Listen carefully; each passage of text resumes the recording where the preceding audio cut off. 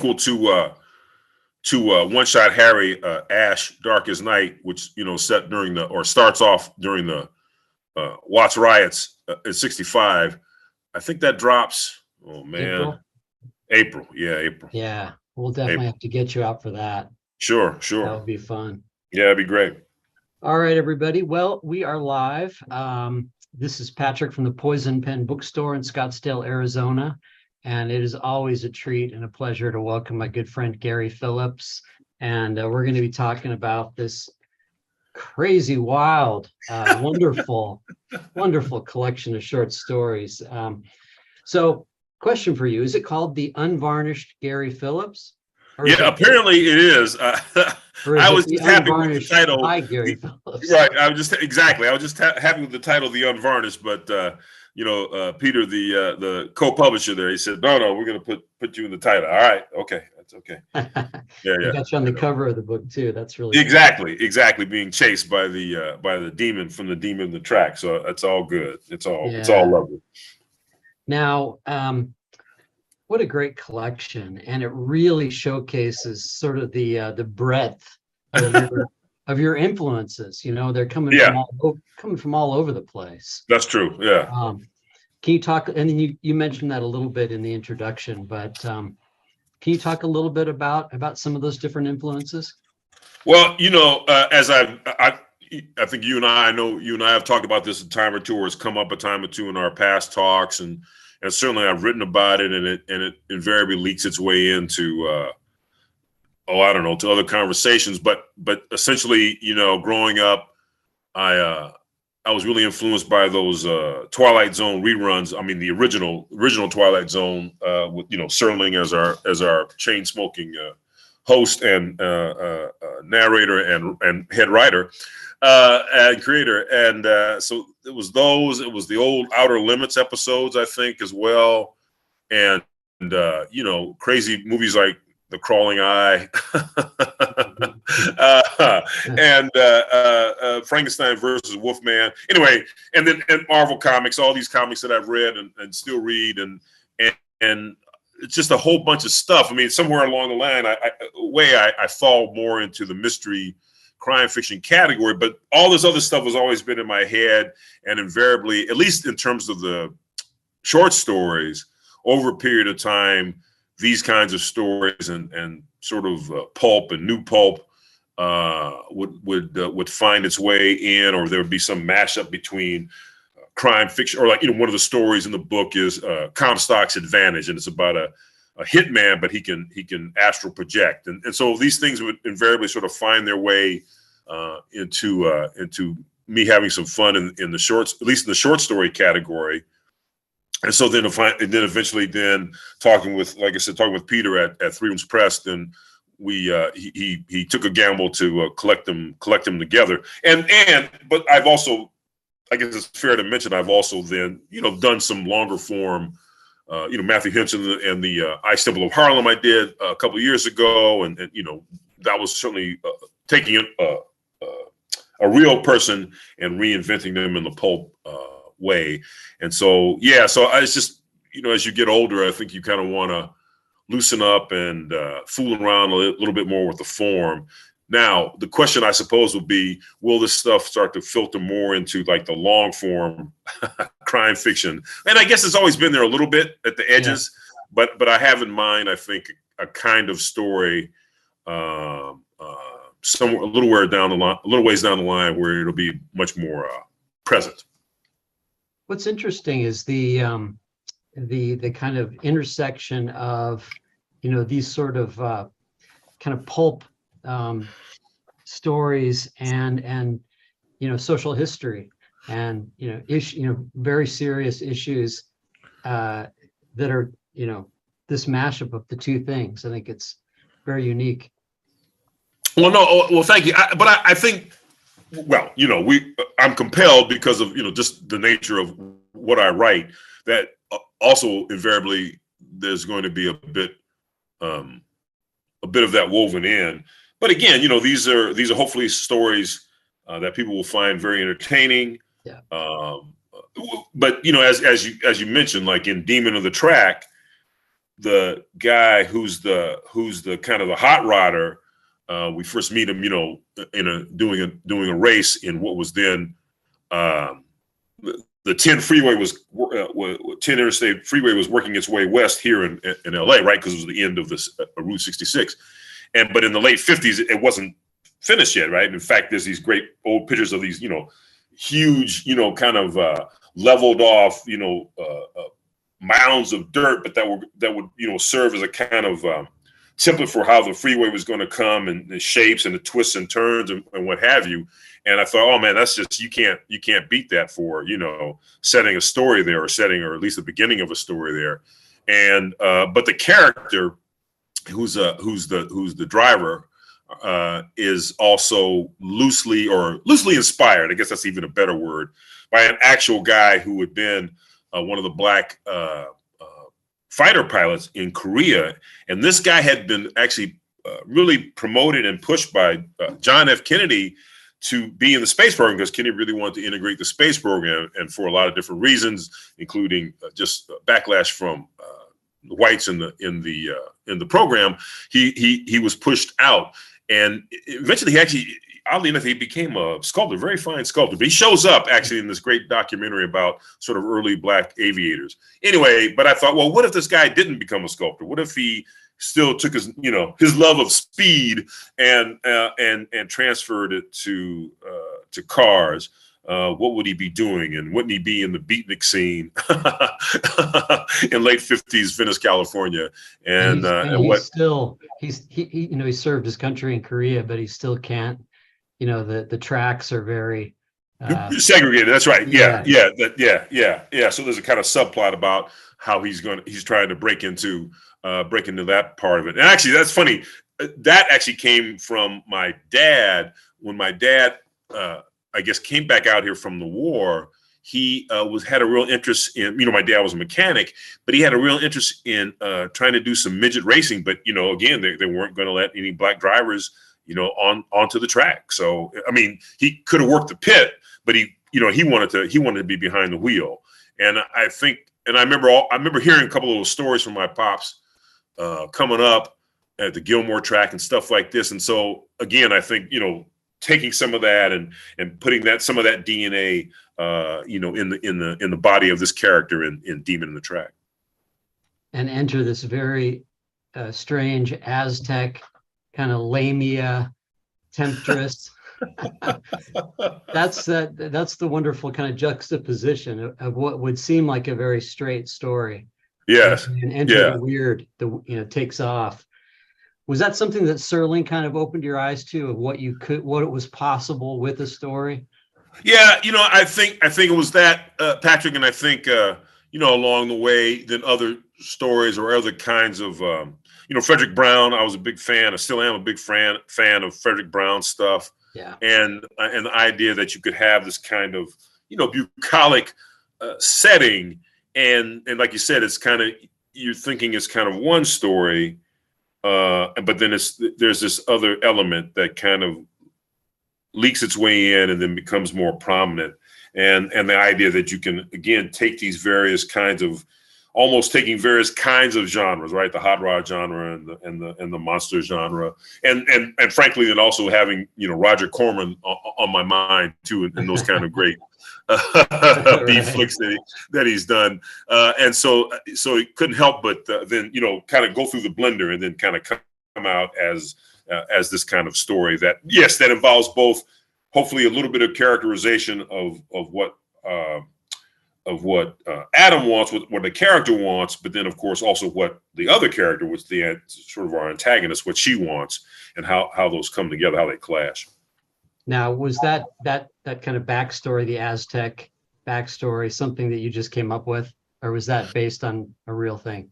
No, again, I had fooled around over a number of years with. Sometimes it was it was going to be a comic book story, and sometimes it was going to be something else. But the idea, not this particular story per se, but the idea that Aztec vampires would show up, I just thought that was kind of an interesting, take on that. And I get that from one of those El Santo movies from the 60s, who was the masked wrestler, but he also then starred in a series of these crazy movies. I think he fought zombies and I think he might have fought Aztec vampires or something like that. But just the idea that, you could take these kind of weird trailings, in these various subcultures or subgenres, and then kind of put them in the blender. Now, you and Joe Lansdale seem like natural, like spiritual brothers in a lot of ways. That would be so fun if you guys ever collaborated on something. That would be. Well, it's funny that you should say that. In a weird way, we did, although it has never seen the light of day, at least it hasn't so far, through a mutual friend of ours, Lee Langford. Lee had pulled together, he was doing a bunch of Joe's stories, but doing them in comic book form. So he hired a few of us to take some of Joe's stories and put them, and write them, kind of redo them, not rewrite them really, but just sort of redo them as in comic book script form for the artists to do. And so I got to do one of Joe's stories called Chompers, and I had a great fun with it. And really the artwork, and I'm blanking on the artist's name right now, but I have the proof somewhere in my computer. And the artwork really just came out just wonderful. It's just tremendous. And so it was a kind of, backward way we kind of collaborated. But anyway, but hopefully one day, and he amassed quite a few of these to do that as a kind of graphic novel of Joe's stuff. So maybe hopefully one day it'll see the light of day. Right. Now, just a question about short stories in general. You've always been a very prolific short story writer, and a lot of novelists aren't, but you work in both forms. What attracts you to the short story? Well, of course, the great benefit is you can explore an idea in a fairly truncated way. You can't worry about subplots because you don't have no time for subplots. But hopefully then you still put a few twists and turns in the story, along the way. And I think maybe because what is it? So I guess it's kind of the difference between the marathon runner and the sprinter. But the idea being that you can tell this story, you can beginning, middle, and end, and sort of get in and get out, and then maybe have some fun along the way. And again, be able to kind of fool around with some of the tropes and mix and match the stuff you want to put on paper. And I guess in a certain way, and I know this to be true. Funny enough, even though the novel, you have all the real estate in the world to tell your story, in a certain way, it's a bit confining, only because obviously you have to follow certain threads, and if you want to create these subplots, you have these characters, you got to have characters pay off. Whereas in a short story, listen, we only have time for maybe 3 or 4 characters at the most, and they all got to kind of come to a conclusion. They all have to kind of pay off one to the other. And I think because you're kind of forced by the requirements of, sometimes it's even just literally, a word, you're given a word count and you're not to exceed or shouldn't go too far over that word count. The idea that then can you deliver that story with this essentially more restrictions imposed on you? But I think it forces you then obviously to think more about those gems that reveal character, those gems that you can use with the dialogue. And still tell the story, hopefully in an effective way. Right. Now, what constitutes pulp and all these things. I mean, people have talked about that forever, but it seems to me that with this sort of fantastical strain, if you will, pulps, wasn't there like a time in the 30s, 20s and 30s, there was that whole kind of weird tales, sort of, I think of Hugh B. Cave. Yes. And then a little bit earlier, Lovecraft and all that kind of stuff. But this interest in the fascination with the occult. Yeah. And, ancient societies. And you play a lot with that in some of these stories. That's right. That's right. Yeah. And again, I think, They're you know, irresistible. on one hand, I think I don't believe in this stuff, and then, but like you said, I always seem to be revisiting it. So maybe somewhere deep inside, I keep thinking, well, you know, one of these days I'll write that story that'll be the key that opens the door Right. to yeah to To the the nether vault, world, to to the yeah. vault of heaven. The vault of heaven, exactly. The vault of heaven, precisely. That's right. That's right. The Phantasma will lead the way, and it will be revealed to me. But I think, but you know, it's funny, right? Because you know, as we know, a lot of these kinds of characters often have found their way into quote unquote mainstream crime fiction as well. So that's always kind of lurked at the edges as well. I mean, I was actually funny. I was thinking of you know, the Dane Curse and Right. you know, the ops buddy and this and that and him, you know, putting on the show and the charlatan and this and that. So the con, at least in terms of the con version of that, right? That's always been present. I mean, my God, you know, that wonderful remake recently of Conjure Man. no, I was thinking of you know, Alley. I'm blanking on the. Oh my gosh, it's terrible. Nightmare Alley, that wonderful remake of Oh Nightmare yeah. Alley. You know, where we, you know, you know, you again, you get into that, but then, you know, there's the reveal, of course. So I think these things, and we've seen this in various kinds of crime fiction stories. Yeah. These things have always been there, and they've always sometimes been the plot or part of the plot. But it is clear that the occult or the hokum of the occult has always kind of run side by side with certain crime fiction stories. And of course, LA has always had a sort of this occult, I mean, to this day, this sort of occult underbelly, or at least you know. No, absolutely, man. I think there's somebody's going to write it. It won't be me because I'm just drifting away on other stuff. But you know, I was not too long ago. I was at some little dinner party, and one of the people there, and she and I were talking, and she had mentioned that naturally, of course, in Silicon Valley, there is a couple of these. What do they call life? You want to call them life coaches, but people now who are more than just life coaches, they're kind of like these spiritual gurus that some of the one percenters call on. You know, I mean, listen, I'm being somewhat facetious, but listen, they're under a lot of pressure. I get it. You know, you gotta satisfy your shareholders and all this and what have you. And so naturally, it seems like a natural turn, right? You're mired in technology, you know, for the most of the day. So of course, where would you look to find a way to relax, or where would you look to find a way to, you know, notch that down and be able to step back for a second? So naturally, of course, then into that void, then comes these kinds of lifestyle folks and gurus and what have you. And listen, for all I know, they're worth their weight in gold. But it certainly seems like that seems rife for at least rife for the fictional plucking. Yes, absolutely. Yeah, the Scientologists of the world and yes, well, exactly. Yeah. Right. Well, let's talk a little bit about Phantasmo, about the history of the character, and also I was really interested, you know, in the story. He's affiliated, or maybe it's with this group organization called the Reconstructionists. Yes. And when I've Yes. been to DC, I have seen some of those symbols of which you speak on some of the buildings.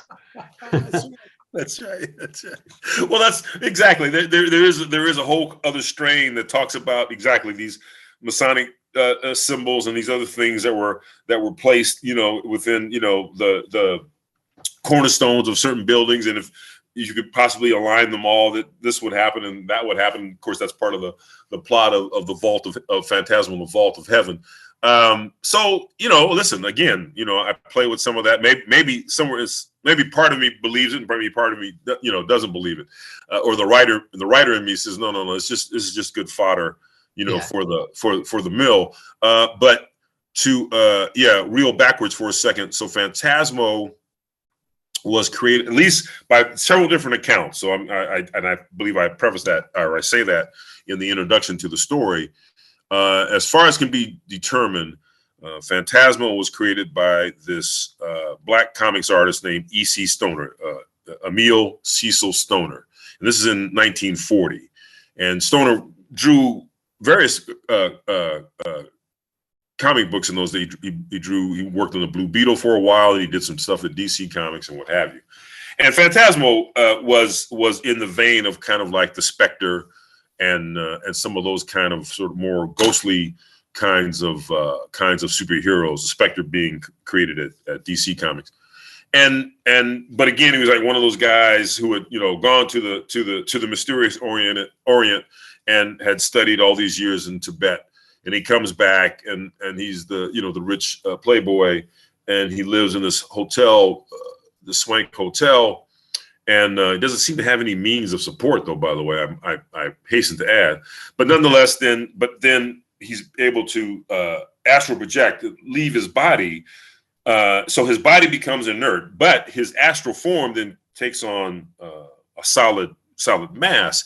And so as Phantasmo, he can grow to huge size, and he can lift railroad trains, and he can do all these kinds of things. And it's almost, I think he's called Phantasmo Master of the World. And anyway, but it was like almost too fantastic, right? So I knew that the character, after a little research, had fallen into public domain. And again, of course, I give credit to Stoner as the creator of this. And Stoner, I might add, goes on to become a fine artist. He's in comics for quite some time, and then eventually, I think I mentioned this in the preface. I first encountered him, I think, long ago in the pages of Ebony magazine. He was in an ad for Gordon's Gin. Really? But at that point, I knew nothing of his comics background. But slowly but surely, that was revealed to me over a period of time. Anyway, so the idea was I had great fascination with taking his character and obviously giving him due credit, but then sort of re-envisioning the character, retconning the character from modern day, or at least to say, if he was around then, how is he around now? And if he was presented himself as a white guy then, how is he black now? And can he shapeshift and do these other things? And so some of that is sort of revealed in the story, but I had a great deal of fun with it. And I'm going to do some further stuff with the character. Any comic books? Well, if the opportunity presents itself, Patrick, yeah, for sure. I would love to do a Phantasmo graphic novel, should the opportunity arise. But right now, I think there's going to be a couple more prose outings, and then we'll see what happens from those. Okay, we're not going to have time to talk about all the stories, but I just wanted to bring up some of them that I'd love to get into. Sure. Shade Rock, the Soul Shaker. Oh my God, I love that story. Oh, thank you. Yeah. The character was, again, inspired a bit loosely by the late great Rick James. Oh, I was thinking Eddie Hazel. Oh, Eddie Hazel. Well, yeah, yes. No, you're right. That's true. That is true. Eddie Hazel is also an influence. Eddie Hazel, as we know, was the great guitarist for Funkadelic. Passes away fairly young in life, but he is that he does that underappreciated. Exactly, very underappreciated. Does that great instrumental on Maggot Brain. Just tremendous, So you're right. Eddie Hazel is definitely one of the influences of that character in Shade Rock, as well as Rick James. Actually, Rick James, of course, once he's had the stroke, in fact, and so then again, but again, the mystical part that comes in terms of looking for the sound and trying to get to the cosmic slop. So again, the weird. Well, of course, and then we could trace that, right? Because from like Sun Rock to George Clinton, the Funkadelic, and to Shade Rock, or along the way Hendrix and certainly Sly and the Family Stone. So again, these kinds of takes on our existence, or the existence within the existence, have been there, and again, I think Shade Rock pulls from some of that to create that story. So just briefly, can you give, because it's such a great, I mean, you're right, there is sort of a classic Faustian bargain kind of setup, but can you tell the people watching basically what the story is about? If you can Well, remember. if I can remember, and I did that story for Jim Fusilli, Yeah, edited an anthology called Crime Plus Music for Three Rooms Press, yeah, great publisher of note. collection. Yeah, great collection. And well, and again though, but really the thing was about him looking, well, like a lot of characters, it's looking for the thing that you lost, right? Yeah. It's looking for the thing that you fittered away, whether it was drugs or women or combinations thereof, or chasing this or chasing that. And in this case, because I am taking a page from the late Mr. James's life, the toll has already been visited upon him, or at least part of that toll he's already paying as we come into the story. Right. But yes, but he is, and so he's mixing this new album, but the sound isn't there, and it is about you as I think being a musician. Well, I think all of this is tough, but I think being a musician really must be really hard, only because, first of all, I'm not musical, but the idea that you don't want to repeat yourself, and you can just fall into an easy groove, and you can only repeat that, you can only do that so many times, right? Then you got to kind of come up with the next thing. You got to come up with, it's not necessarily the new sound. I mean, Leonard Cohen sounded like Leonard Cohen on all his records, but yet, his lyrics and the beat and the pace, would pull you in. And so this is what our character is looking for, because he's dissatisfied with the thing that with this album that he's supposed to turn in. And he knows that there's got to be, that it's, what I mean? It's like the thing is just there, beyond the horizon. If I can just see it, if I can just figure out how to get there, I can capture it, I can bring it back. And this is, that's what he's longing for, and that's what sets the story in motion. And the prospect of doing the soundtrack to this new reboot of the Shade Rock character. A la Dolomite, by the way. A la Dolomite, yes. Yeah. That's right. Rudy Ray Moore. Yes, exactly. Well, exactly. Did you see that? I thought it was actually pretty good. I thought it was pretty good. Yeah, I did. The Murphy, yeah, I thought it was actually, I wasn't half bad at all. Yeah. And I was also reminded of, I know we're both big Curtis Mayfield fans. Yes. And by the way, I finally picked up a copy of that. I know you got the album of that soundtrack for the film that he did with, wasn't it Freddie Fender? Well, Freddie Fender. Yes. Yeah. Yes. Was it Short Eyes? Wasn't it Short Eyes? Short Eyes. It was Short Eyes. It was Short Eyes. Really good. It's album. really a great soundtrack. I mean, it's amazing. It so existed below. I mean, I think I must have picked that thing up for 99 cents. I mean, I have it in LP, right? You know what I mean? Right. I must have picked it up for 99 cents in some bin one day, and because I had seen the film and I kind of knew that he had done the soundtrack, or it was part of the soundtrack. And sure enough, man, it really is a great soundtrack. I mean, it's really it hardly. I don't think it ever gets airplay these days, but it really is a great soundtrack. Love it. Okay, let's talk a little bit about another favorite, which is Grag's Last Escape. Yes. Grag, what a great character. Who is she? Yeah, it's one of those things that I did that again for. I'd been invited into this anthology, Blood and Gasoline, that Mario Acevedo was the editor of. And you know how it is, man. You just kind of sitting there thinking, well, kind of like my man in Shade Rock. He's like, well, I could do this, but I've done that before, and I've done it before a couple of different times, so I could do a variation on that. But let's do something else, right? And really, I had no particular notion of who she was until I put her in motion. And once that was happening, once I knew I was going to, start with a bang in the first pages of the script, which is to say, or the manuscript, which is to say, she gets found out and is kind of like off to the races, and she's got to, steal this alien tech and bug out. And of course, I was just thinking of, those old episodes of Star Trek. But once that happens, well, then you say, well, what do I do with her? Does she just, bring the tech home? Well, that's kind of boring. That's not, that's not a story. Because that's just, by the numbers. And so then you got to put it to yourself and figure out, well, okay, what is going to be different in this story? Or what happens to my character? She's going to get chased. She's not going to make it back to home base.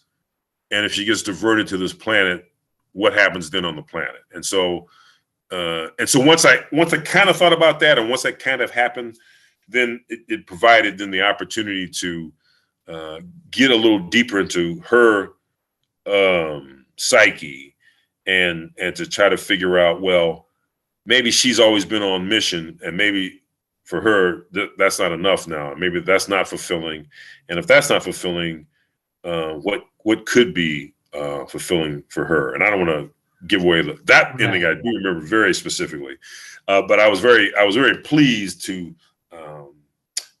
bring her to that kind of resolution, which was a little, for me, it was a little bit different. So I quite enjoyed that. Right. And, there's also Thus Strikes the Black Pimpernel from the Obama Inheritance, which was a great collection you got. Yeah. And another fine effort from Three Rooms Press. Yeah. Yeah. Yeah, absolutely.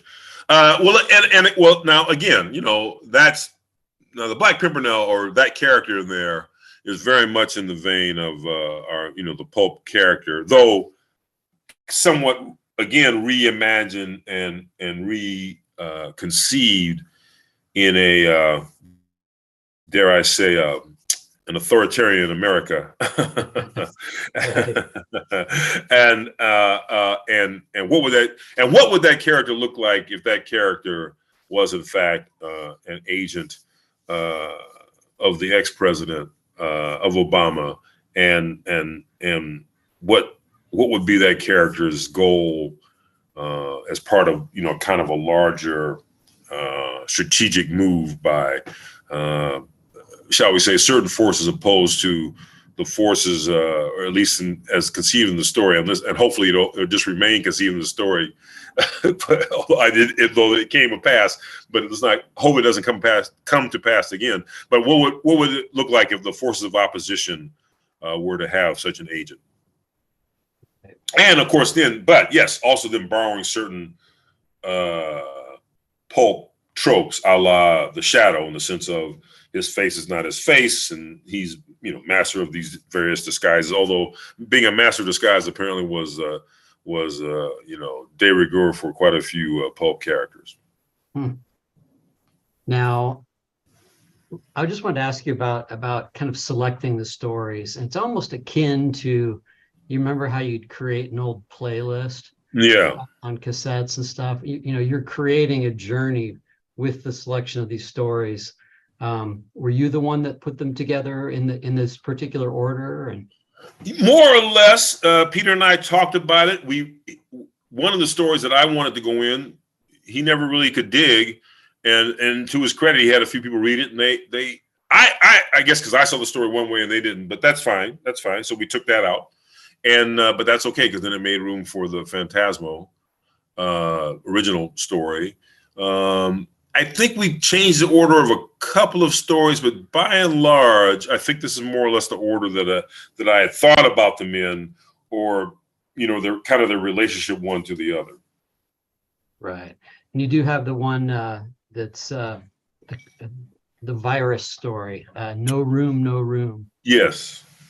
Well, that was definitely a riff on the Harry Harrison story, Make Room, Make Room, which became the basis for the infamous Sawyer and Green.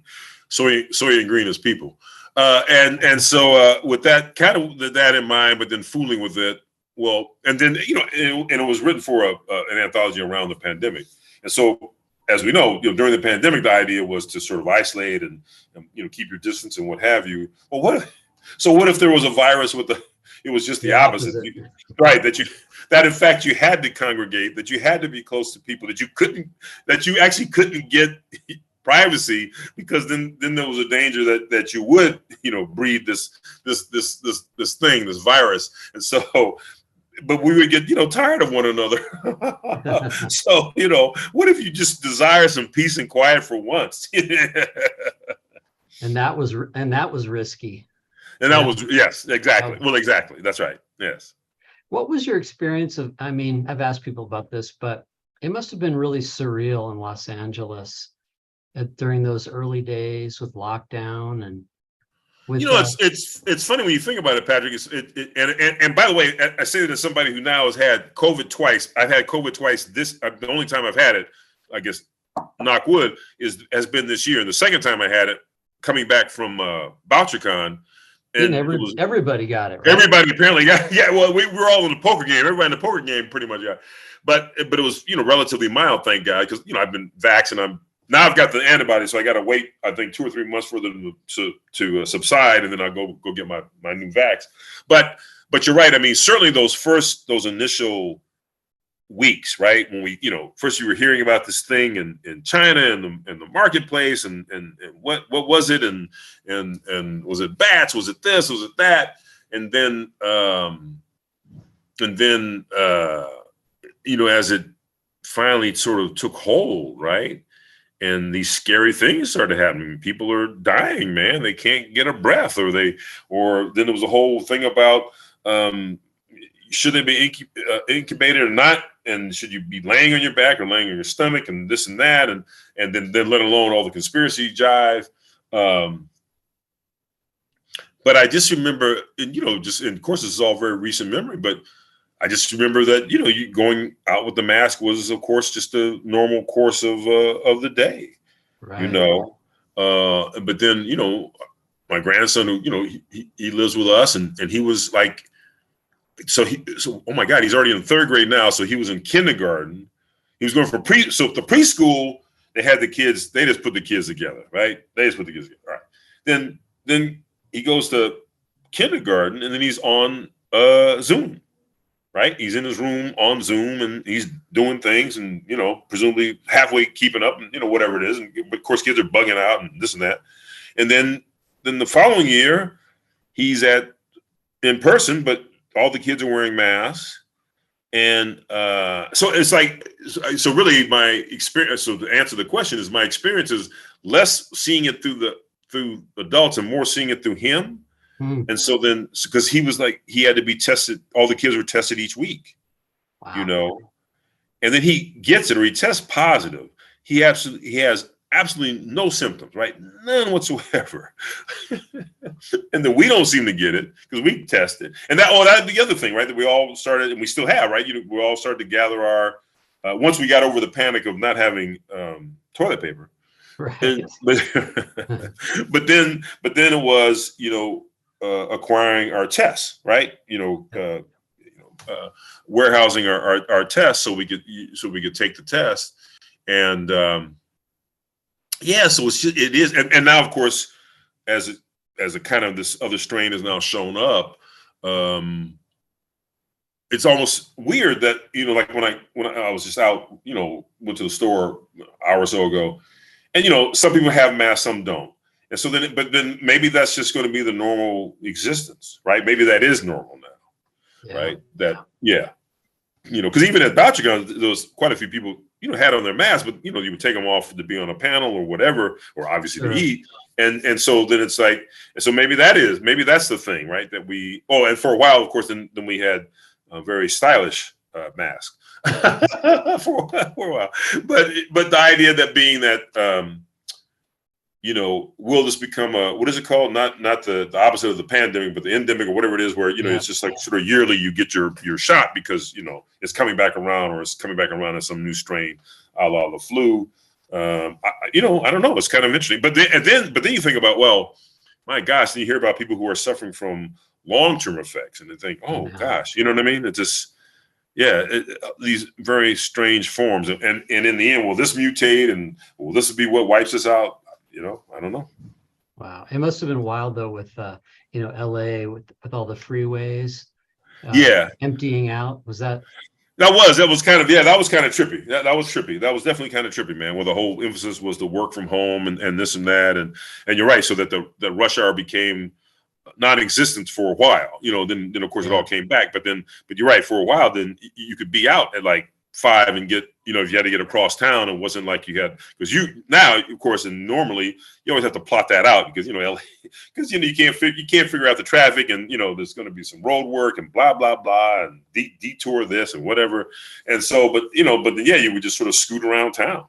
But then you would scoot around town because then, you were either getting your groceries delivered or you have the no touch, the no touch thing became a big deal, and you phone ahead or text ahead and get your groceries, and they would just leave them and you'd pick them up, and all that sort of stuff. Some of that's still happening, but certainly less of it. Yeah. Well, it developed this whole economy, with like Grubhub and DoorDash, Right. and That's true. You're right. And what we're doing right now, we wouldn't have done.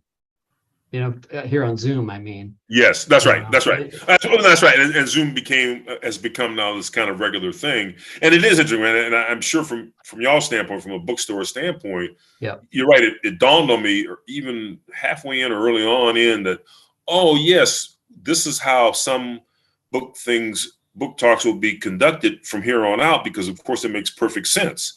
If absolutely. if the author can't afford, or the publisher can't afford to bring the author out, well, this is what you'll do. Right. Yes. Yes. Yeah. Right. Well, let's talk a little bit about Harry Ingram. That One Shot Harry was it was wonderful to see it come into print, and it was a big success for you. It was. Yeah, which is really great, and also a nod to Soho, who's really, I think, kind of reinvented themselves, Yes. No, yes, that's true. Doing some amazing stuff. You and they really are. No, they really, and they've been just wonderful to work with. Yeah. So I understand the follow-up's coming up next April. What can you tell us about it? So the follow-up, as some may know, One Shot Harry is set in '63 in LA. Very specific time period, April of '63, when Martin Luther King did in fact come back to LA. This is 4 months before the March on Washington, and things occur. But he's doing a big speech here in LA then. So now Ash, Darkest Night, which is the sequel, begins right smack dab in the middle of that hot August, actually Friday the 13th, in 1965, in the Watts uprising, the Watts riots happening in town, and of course Harry being Harry and being a crime photographer, a man of action on film, is out and about, weaving his way through the riot scene, and comes upon something, an incident, or soon to be an incident, that sets in motion the plot. But as usual, Harry's getting roughed up by the cops. But there's also several other things that he sees, he witnesses, that at the moment don't mean much, but will come to mean something, come to have significance the further Harry is propelled forward in the book. And in this case, he's not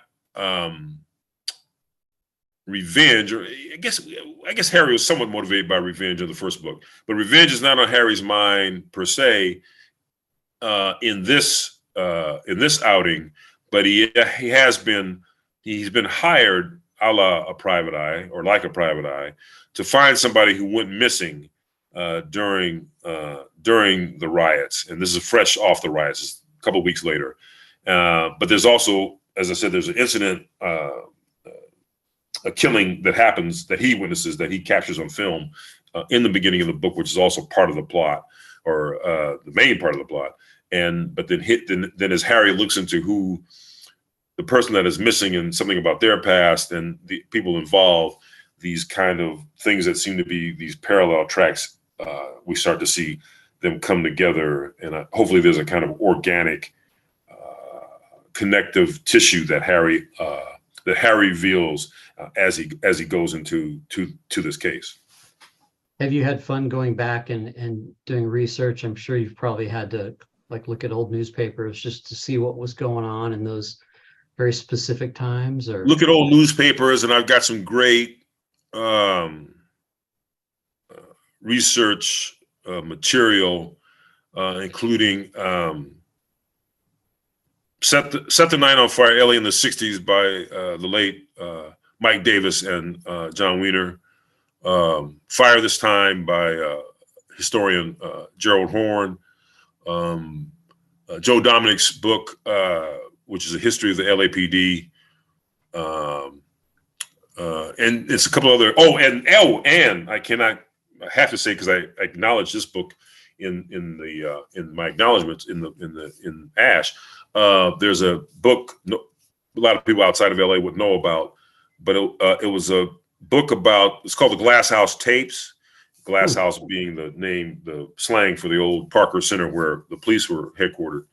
And it's written or co-written by a man who was a agent provocateur. So really?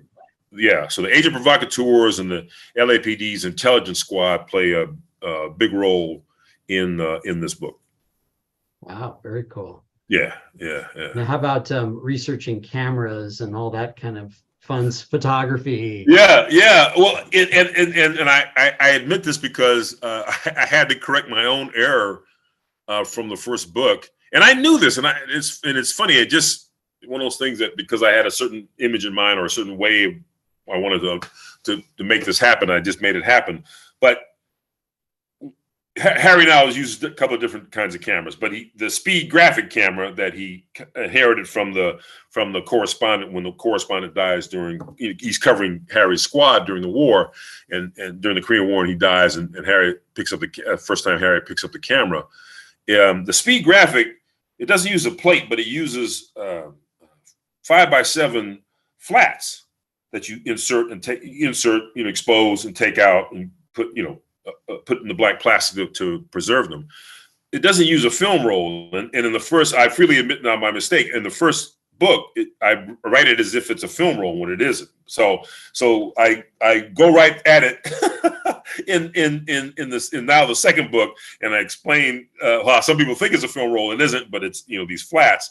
But the flat, this one particular negative that Harry takes, is one particular picture Harry takes is a crucial element in the story, and in fact even getting the exposed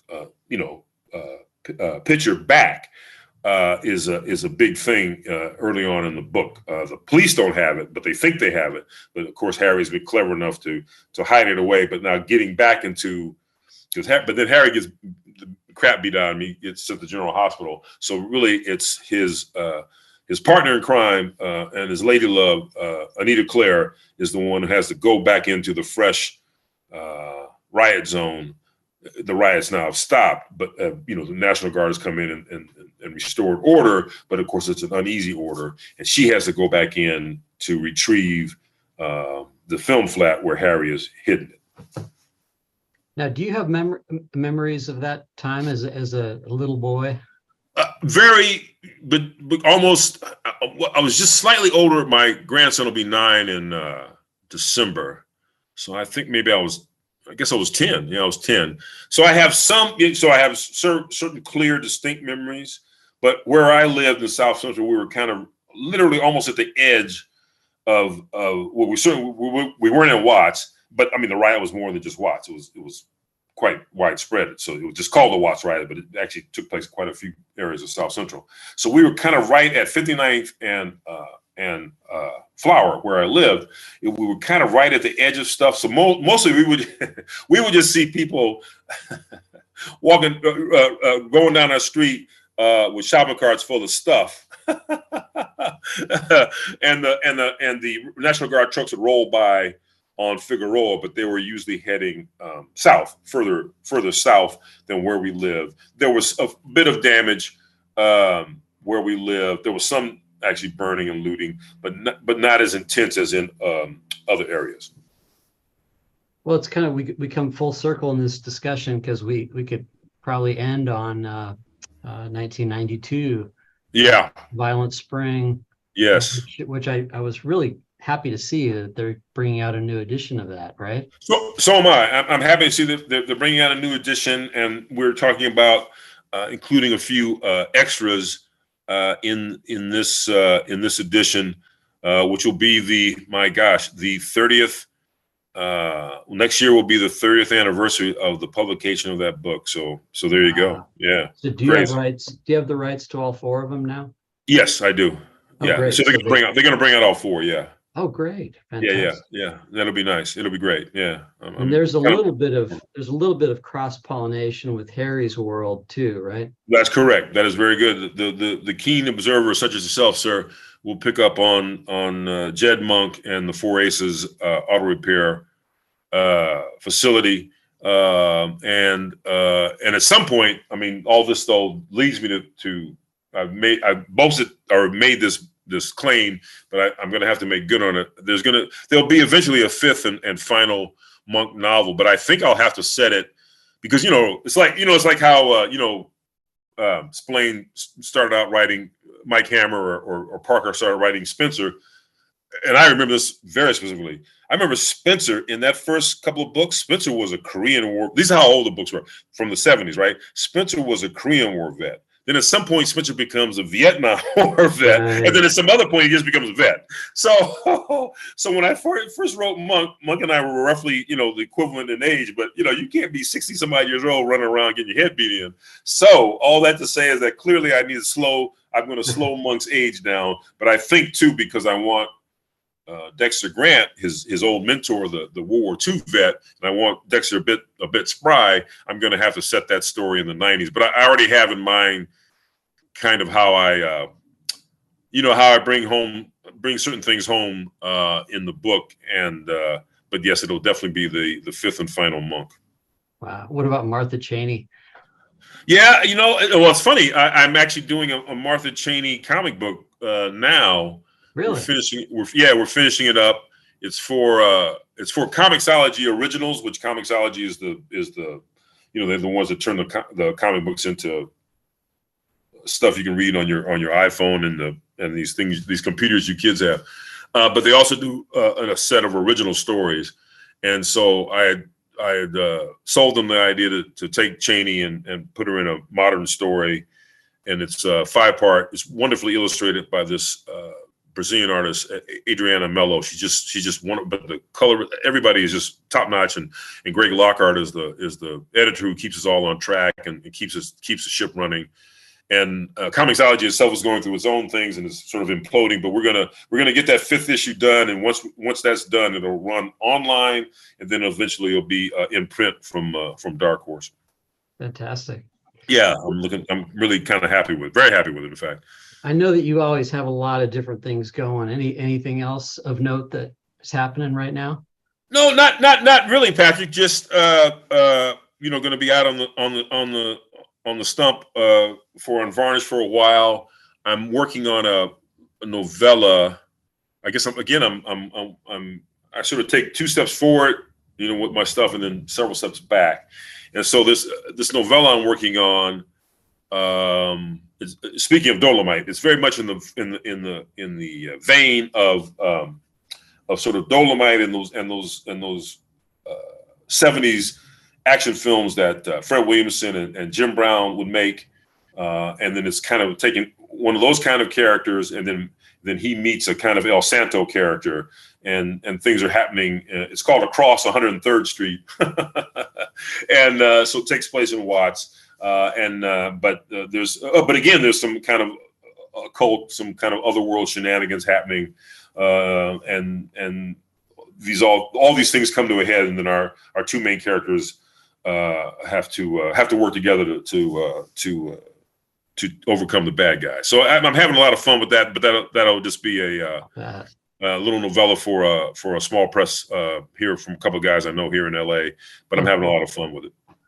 Is it fun to go back in time and kind of recreate the slang of that period? I think so, but I'm kind of cognizant I don't want to overuse it, because then because then it sort of becomes too much parody, or when you're watching those old flicks and you see characters talking like that, you think, that's probably overdoing it. Right.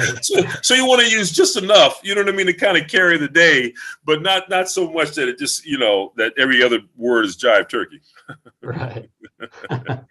Now, how about TV stuff? Are you still involved with Snowfall? Snowfall actually reached its natural end just about a month before the strike, or maybe a month and a half before the strike. So but we were, it was a lot of other things that we wanted to try to do, but we just never had the real estate to do it. But such is the nature of the beast.